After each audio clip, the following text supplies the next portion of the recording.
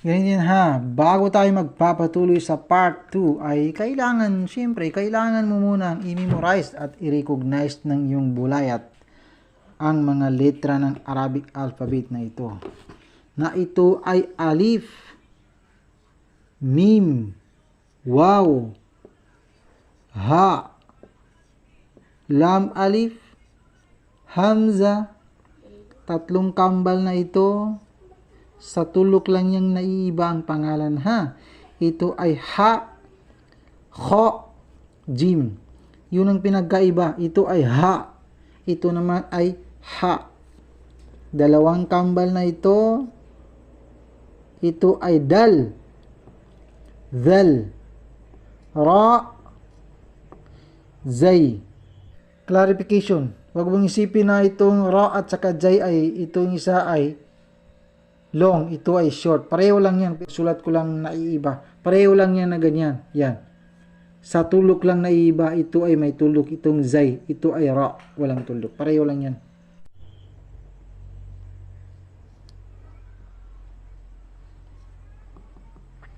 Sin, shin. Manipis dito, makapal dito. Sin, shin. Dalawang kambal na ito. Sod, bod, dalawang kambal na ito. Po, zo, dalawang kambal na ito. Ghain, ghain, yan, dalawang kambal na ito. Fa, qaf, dalawang kambal na ito. Kaf, lam, qaf, kaf, lam. At itong limang kambal na ito, 1, 2, 3, 4, 5. Nun, ta, sa, hindi yan ta, hindi sa. Nasa center ng ngipin ang iyong dila kapag binigas mo ng sa. Kapag isang tulok sa baba ay ba. Kapag dalawang tulok, ya. Ang ya, meron niyang ganyan. Pero hindi ko na inilagay kasi sa pinakatay, hindi na kailangan ng ganyan. Sa tulok lang tayo magbabase. Yan ha. Alif, mim, waw, ha, lam alif, hamza, ha, kha, jim, dal, dhal, ra, zay, sin, shin, sod, bod, ta, za, ain, ghain, fa, qaf, kaf, lam, nun, ta, sa, ba, ya. To, ta, ta, to. Ha, ha, ha, ha. Yan ang pinagkaiba ha. Ito ay hindi sad, hindi sud. Parang nasa center ng sad at saka sud. Sod, sod. Yan. Papaliwanag ko sa iyo ha. Ang alif na ito at saka hamza na ito ay pareho sila na ganyan. A. Kapag sa baba naman ay i at saka i kapag alif. Ang ain naman, ang ain ay sa pagbibigas lang na iiba. Kapag ganyan ay a. Kapag sa baba ay ay.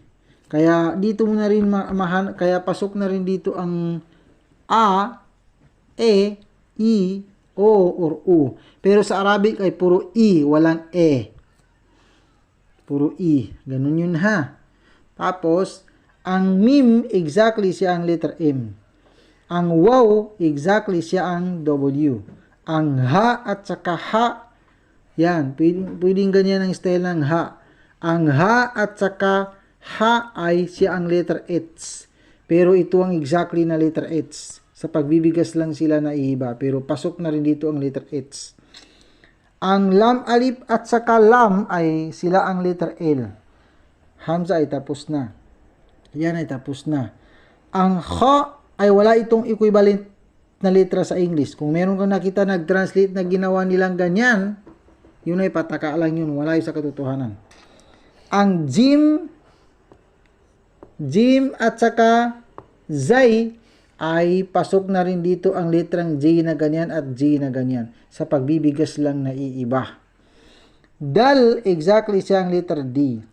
Ang zal ay wala rin itong equivalent sa English ha. Kung meron ka mang nakita na nag-translate dito na ganyan, ginawa nilang ganyan, yun ay pataka lang, malayo sa katotohanan. Ra, exactly siyang letter R. Ang sin, shin, at saka sod ay pasok na rin dito ang letter S. Pero ito talaga ang exactly na letter S, itong sin na ito. Pero pagtyaga natin itong dalawa ay pwede pa. Sod, shin, ito ay sin. Ang bod at saka dal ay pasok na rin dito ang letter D. Pero ito talaga ang exactly letter D, itong dal. Ito ay bod, pero pwede pa rin ang letter D dito. Ang po at saka ta ay pwede pa rin dito ang po at saka ta ay pwede pa rin dito ang letter T. Pero ito talaga ang exactly na letter T, itong ta. Pero pagtyaga natin itong po ay pwede pa.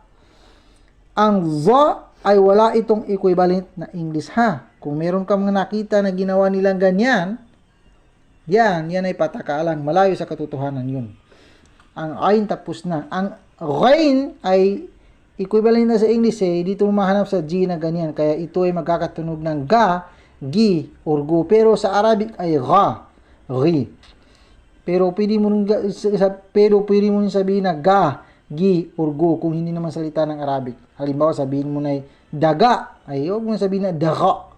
Kaya mahirap pa. Halimbawa sulat mo ay daga, yan ay gain. Ganyan. Huwag mo sabihin na daga. Sabihin mo na daga. Kasi hindi naman ito salita ng Arabic. Halimbawa lang yan ha. Tapos, ang fa exactly siyang letter F. Pero F man or P ay dito na rin sa fa. Kasi walang letter P sa Arabic ha. Letter F lang ang meron. Pero dito na rin makita ang letter P. Pwede na rin dito sa F. Halimbawa, isulat mo ay Pinoy. Fa, nun, sabihin mo na Pinoy. Huwag mo sabihin na Finoy.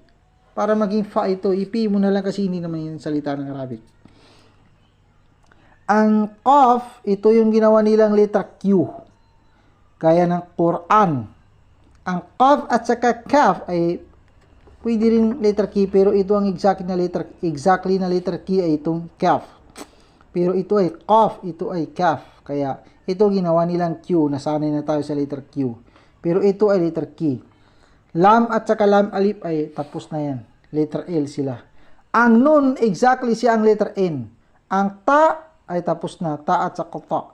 Ang tha ay wala rin ito equivalent sa English ha. Walang wala. Kung meron kang nakita na nag-translate na ginawa nilang ganyan, yun ay pataka lang yun, malayo sa katotohanan. Wala itong equivalent sa English. Ito ay tha. Hindi ta, hindi sa. Ang ba, exactly siya ang letter B. Ang ya, exactly siya ang letter Y. Yan. Kaya, ayun na siguro. Kung di ako nagkakamali, maliban sa nakalimutan ko, yun na. Ulitin ko lang, basahin ko lang ulit sa inyo. Kailangan mo talaga itong i-memorize ha. Gayahin mo sa abot ng iyong makakaya ang pagbibigkas ko. Okay lang na hindi mo kaya, at least kung ano lang yung kaya mo, ayun lang. Kaysa naman mag-translate ka ng English, ay lalo kang maliligaw. Huwag kang mag-translate ng English dahil lalo kang maliligaw. Ito ay alif, mim, waw, ha, lam alif, hamza, ha, kha, jim, dal, zal, ra, zay, sin, shin, sad, ضاد طاء ظاء عين غين